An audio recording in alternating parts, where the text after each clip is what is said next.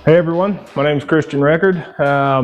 First video I've ever put up about anything in regards to this. Reality, I've watched a lot of YouTube throughout the years, and I've watched some really cool channels build some really cool things. And the thing that's always lingered in the back of my mind has always been, I can do that, or I can do that better, or whatever else it may be. Reality with this channel is I'm going to call it this, that, and the other, because it's pretty much what I work on. I work on this, that, and the other. From the Jeep you see behind me, to tractors, to trucks, four-wheel drive, two-wheel drive, four-wheelers like we're sitting on right here. I just love anything that challenges my mind to think and to try to figure things out on my own. This may be nothing, may never become anything, but if nothing else, maybe my kids someday can look back at this and say, hey, you know, what my dad did was pretty cool. Grew up, went to school for auto collision, so fits and dings and dents and scratches, painting, things like that. 10 years later, I took over that same program I graduated from, and that's still where I'm teaching at today. So just have a dire passion for cutting, welding, grinding, making things. You know, I've never had a lot of money, so it's always been, what can I build? That's exactly what I aim to do on this channel, is just build things. So we've got this Jeep that's been behind me, or sitting behind me here. I haven't worked on that thing since probably March of last year. It's been lingering and sitting in the way for way too long. And as you can see, there's plenty of junk that's built up along that thing. I think the first thing we ought to do though is get this shop cleaned up.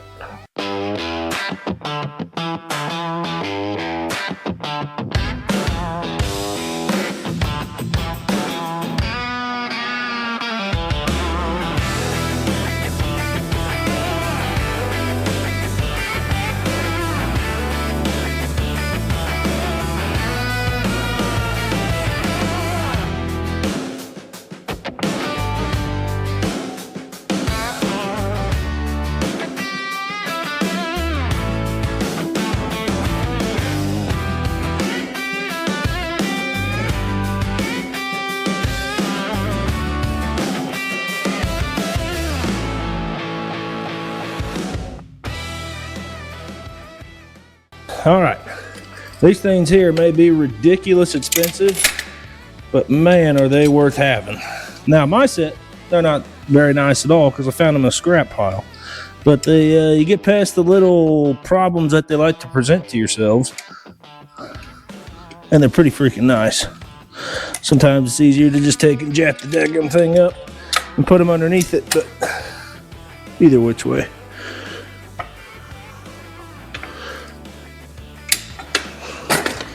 You're starting to figure out why they were in the scrap pile.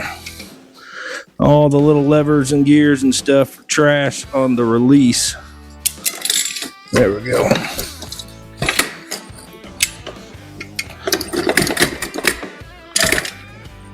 These tires are just small enough that we can get them jacked up on side of this thing still.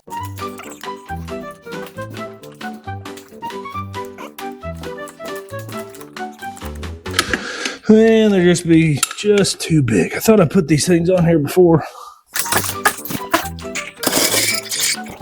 Plan B.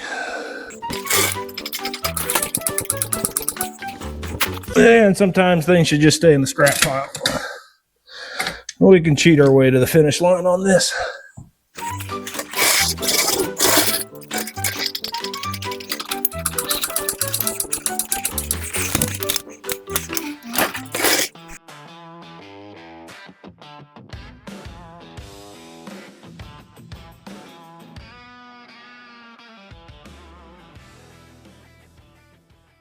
Here she is, set up in the shop, ready to get worked on again. So you may be asking, what year is this thing? In reality, it's kind of a mixture of a lot of things. So a few years ago, I built a 1956 CJ5, and basically takes 3 Jeeps to make one nice Jeep is what it ended up being. And so whenever this one came along, it was, what can I do with all my extra parts? I don't want to go trying to sell a random hood and sell this, you know, set of tires and all this. So can I go through and make a Jeep out of all my junk parts that are there? Now keep in mind, my junk parts were junk parts that were there. So it's actually titled as a 74 CJ5 that's there. So that's where you see the longer hood and stuff. The tub is a 56. Now, as you look at it, you're like, oh man, that's pretty simple. If you know anything about Jeeps though, you know that they get longer. I forget what year it is, somewhere in the 60s, they get longer, longer fenders in the front end and stuff with the inline sits. So it takes a lot of modification to make this work. In reality, is it even worth it? Probably not. But I can't resist the temptation of just trying to do it anyway. Started off, thought this was gonna be just a quick and easy county road cruiser type thing, get it to where it's safe enough kind of to be able to drive down the county road. The frame was absolutely trashed on it. As you can look through here, I actually went through and built an entire chassis there for it, based on the old frame. So that is, what is it, 4x2 rectangular square tubing, or rectangular tubing that's there. The old body was so bad, it was actually, the body had rubbed through the bell housing that was through there. I mean, this thing was, you push the clutch in and literally the whole cab raises, the body raises up 2 or 3 inches. So took a lot of extra work that was through here with this. Still not done all the way. As you can see, I got floor pans built that are inside of there. Bat floor pans, cross members, everything else. All of this is just hand built. I don't have really any fancy tools. I had access to a bead roller at my school that I work at. And that was about the fanciest tool that I had. Everything else was just find an edge, bend it over and things. Did have a drill press where I went through to do the gusseting. As I went through and welded that, I also put gusset plates that are there just to protect essentially a butt mounted joint that was there. And then the big fun of this is going to be unloading all the junk that's out of it, trying to figure out where was I in March of this year currently. Where was I actually working out? What was the plan with things? So you can see this side here, the quarter panel was bashed up. Went through and built the quarter panel for it. Of course, I'm not done with that yet either. Need to finish it up. Fenders wise, it was like $300 a side for fenders. So I got the idea, I'm gonna just make them out of square, not square tubing, round tubing that's there. It's like everything got started, but nothing's actually gotten anywhere further on it. Little inline sets, I can't remember what it is. I don't know if it's 235. It's been so long since I worked with it, I just don't recall anymore. But a little bit more of that chassis, as you can see down through here, kind of that chassis work that was there. I've actually got another project after this one where I want to build another chassis for it. This one was really kind of a big learning curve that's there for it, and learned a lot with it. So next thing I think we need to do on it is going to be actually in the dash. So this is some place where I wasn't really accounting for problems. Everything else I kind of had planned out, but the steering column on this, not so much. So it's got a Saginaw steering box originally in a 74. Yeah, the 56 CJ5 steering column I'm trying to put back in it, not so much. The body's making issues because the steering columns on those goes more vertically, I don't know, goes down more vertical into their former steering box. This one here lays over more, and it's got intermediate shaft that's here with this. There's a lot. So is it doable? Absolutely. That's why it's fun to do. But it's also going to be kind of a game to figure out how can I make that column fit in the opposing body. It's, I don't know, unnecessary, but also kind of fun to see what happens with it too. So the first thing we're going to end up doing is getting all this junk cleaned out and then getting on building the dash, because I got to be able to have the dash built to mount the column into.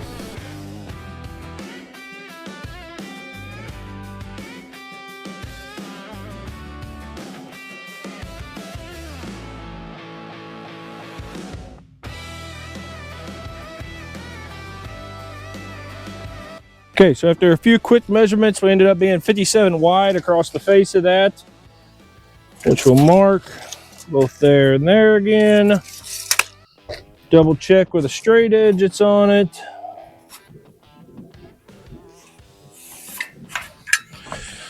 All right, and then we're 10.5 tall, so that's actually 9.5 on the face, and then I want to give an extra inch to roll a lip underneath it.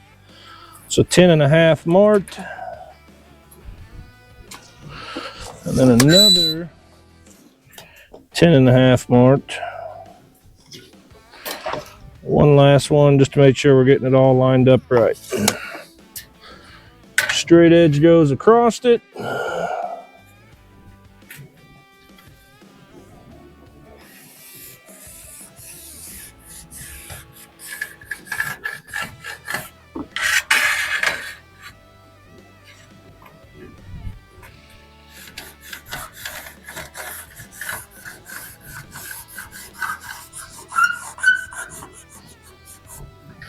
Okay. Now we're ready to cut.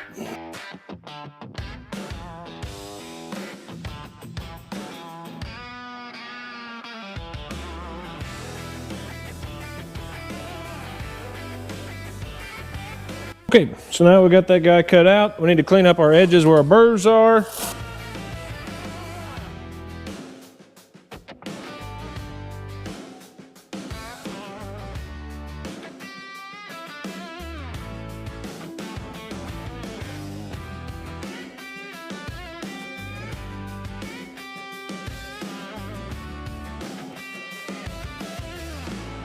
Okay, now something I did off camera was I actually went through and marked our inch that we had to go in for our bent edge that's there. That's a little bit thicker metal. This is 14 gauge, so it doesn't bend as easy given our kind of barbaric ways of doing this. So I actually marked the line and I scored that edge. So that'll help it to be able to bend a little bit easier. Once we're done, it's all mocked up. I'll probably go through and do a series of stitch welds throughout that just to give it some more strength back again. But you get the concept of what we're doing. So I need to take and mark those edges that are there, so that way I can line it up with the edge of this table.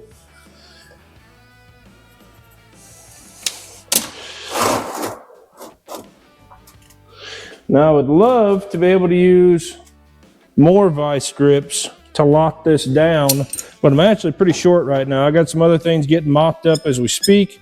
So we're gonna try it with just a couple of them and see what happens. If nothing else, I got an idea on what else we can, maybe another idea that we can implement then.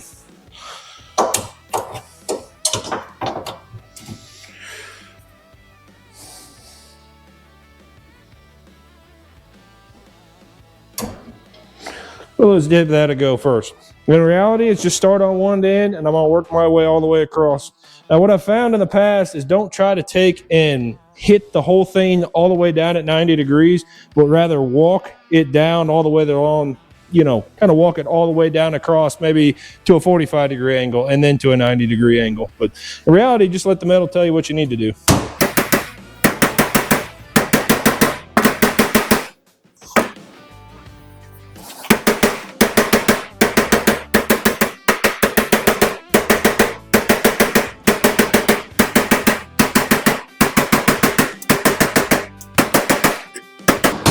You can see how much that scored edge already helps us out. It just pretty much makes the break for us. And then all we have to do is soften it in as we keep going across.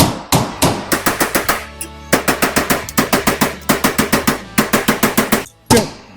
And there we see almost quite a 90. Not quite a 90, but we're very, very close with it. Now I'm gonna put you guys on time lapse. You're gonna see me go through with hammer and dolly to be able to really refine that edge and make it a perfect 90 that's inside of that.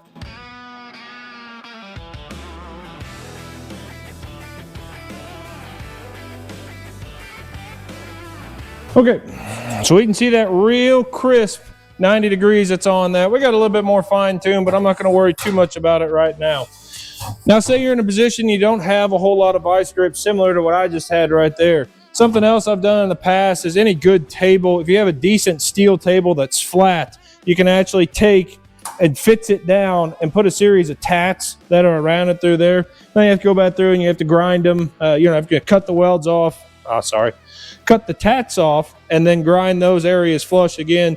This piece is simple enough, and especially with that relief cut that we did on it, I really don't find it necessary to do it. You can see where we get pretty good results, you know, because of that through there. So, all right, now we just need to get in the Jeep and fit it up. Okay, so before we put the dash in, we're gonna have to get the steering column out of here. I do wanna make a reference measurement to where this is. So this in reality, you have your main, get the wheel off. You have your main column that goes through here. You can see this kind of mounting position that's in that. So I'm just gonna make a measurement to have a reference on where it is to this edge. And we are at 10 inches is where we are.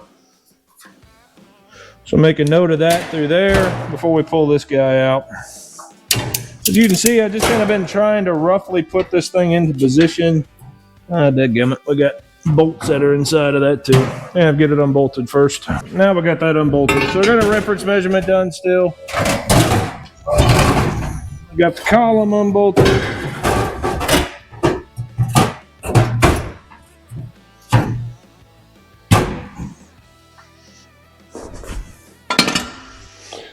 Okay. Now hook can go down. Windshield down. We're almost back where we started.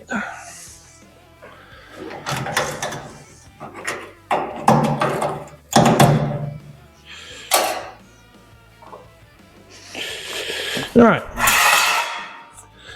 Now we can work towards fitting this guy up. Now we're not going to fit here perfect right off the bat because we still need to knock out these corners that are there. So we're really just kind of seeing if we're even close in a reference point to where we need to be.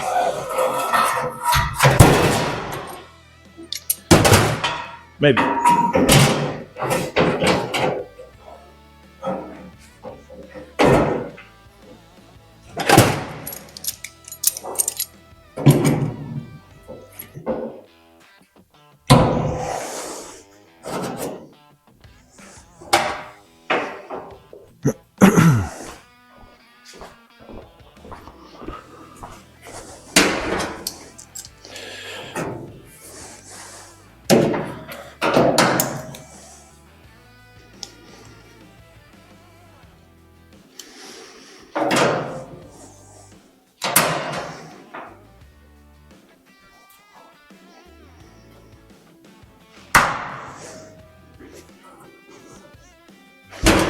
Okay, mark out exactly where we need these guys to be notched to, and then we'll have to go back and cut them out.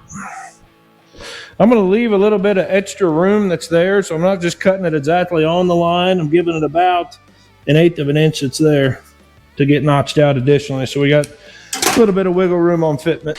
All right, so we got that notch. We got this thing mounted back up. Now, if you're like me, I absolutely despise fighting with vice grips all the time. Something I found, not that it's a new thing or anything, Cleco clips are extremely handy, especially once you get something fitted to where you want, but you're doing additional work around it.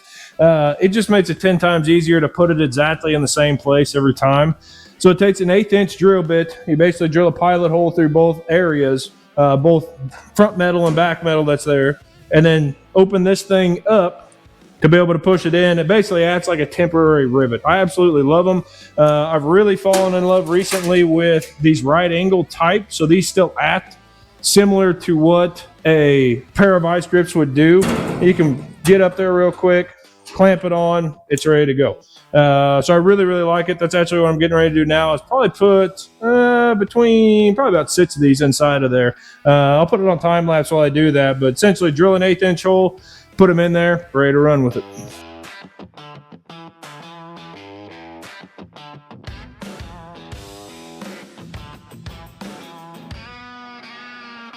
There's those Cleco clips once again in action. They, you cannot beat how simple they are. They're very, very easy to take back out again.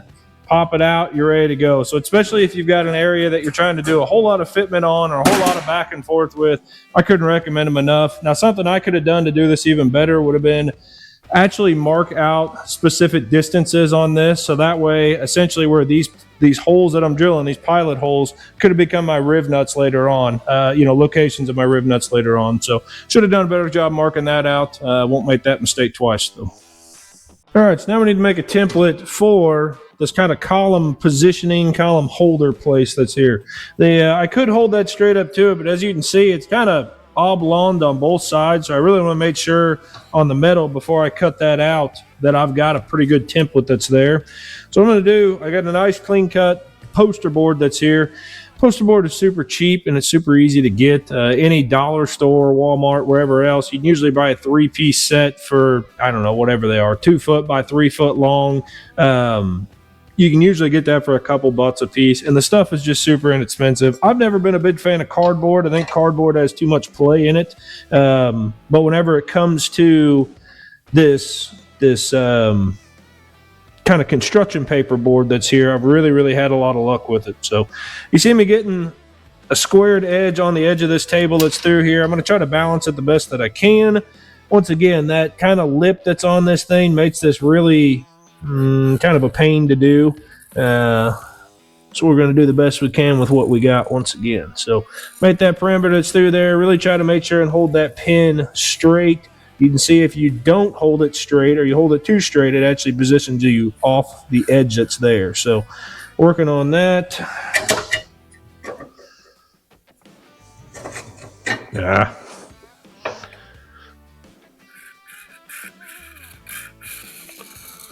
There we go. Get them around through there. Something that's roughly close, and then we can just cut it out with a normal pair of scissors that's there. I'll make sure and hold this up to it to ensure that we're the right sizes and everything with it too. But really, however you hold that marker plays such a big deal as far as, are you an inch off, are you half inch off, or are you just right with it? There's a lot of people that use like scribes and stuff. I've used some metal scribes, but I've kind of just grown used to this marker and paper idea.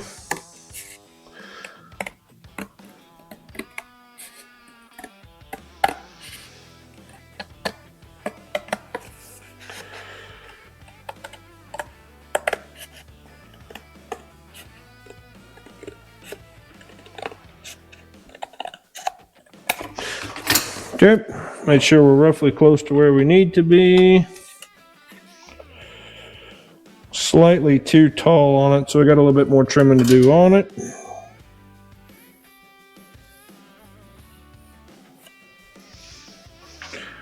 Trim him off, we'll be ready to put him on the board.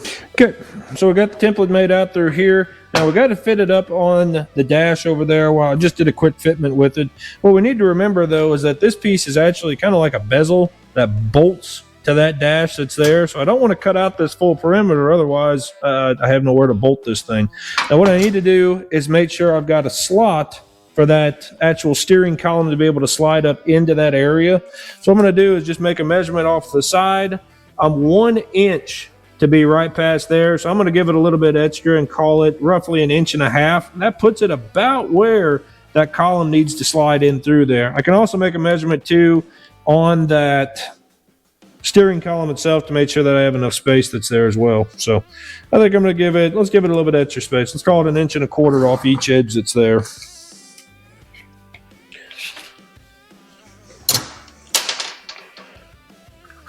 So it's going to give me, once again, more than enough space for the bezel to be able to bolt to, but also give me more than enough space. Give me more than enough space to be able to slide that column up and in through. So once again, using the edge of the table, I've got a straight edge that's going to be on this. I can use that to mark my vertical line through there.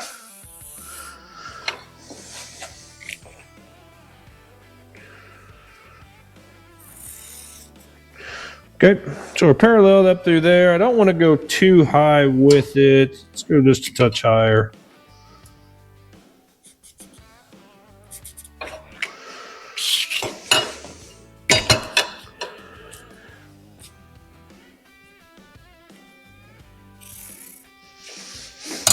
Okay, now I could just take and cut that out in a square, but I think what I'm going to do is I'm going to try to find a hole saw that'll kind of give a rounded perimeter of that, and then I can notch out those edges. So we got our reference measurement of 10 inches. We took that before we even put the dash in, whenever we had that column roughly fitted in. That was 10 inches from this edge to this edge right through here. So I want to make sure and get them lined up. Now the hardest part to this is making sure that I actually get them perfectly flat, pushed down. I don't want to go making them in this kind of U shape we have now going awry.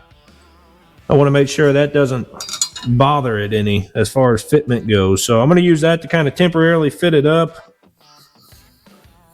trace around as much as I can, and then I'll be able to lift it up, and I've kind of got some reference points then on where to stay connected to. So once again, don't let that U shape get fanned out too much with it.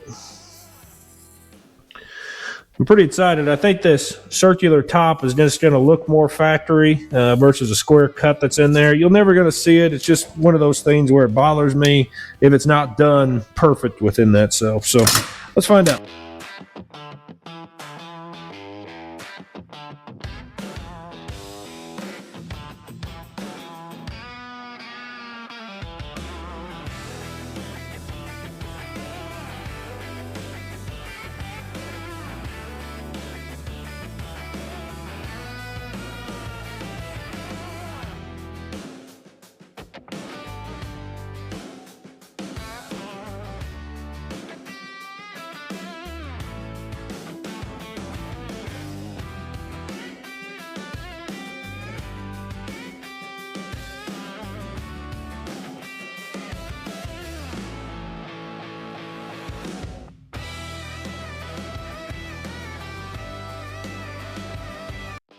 All right, just like that, we got a Jeep dash made. We got everything fitted up. So everything kind of interconnects through here between our pedal assembly, our hinge that holds the hoods, holding on to part of stuff, and then our steering column itself needs to be clamped. So for the next video, what we're going to be looking at is going to be how to make this column that goes to the actual steering box get interconnected to this. So we got a little bit might have a little bit of shortening to do, and I got a few more ideas too as far as how power steering may go in. So we'll see what comes of that. But I'll say, if you enjoyed it, I appreciate your time. Take care.